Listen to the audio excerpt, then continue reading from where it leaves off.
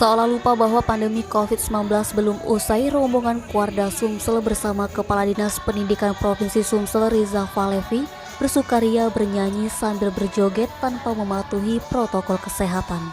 Pada acara halal bihalal sekaligus sosialisasi visi dan misi Kuarda Sumsel masa bakti 2022-2027 yang diselenggarakan di Aula Asrama Haji Sumsel, Tanjung Api-Api, Palembang, Sabtu 14 Mei. Ratusan tamu undangan yang hadir tampak masih tetap mematuhi prokes. Namun saat sesi acara foto-foto dan acara bebas sudah tidak mematuhi protokol kesehatan.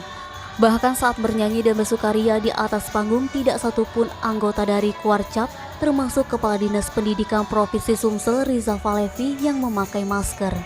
Saat bernyanyi dan bersukaria di atas panggung tidak satupun dari anggota Kuarcap termasuk Kepala Dinas Pendidikan Provinsi Sumsel Riza Falevi yang memakai masker.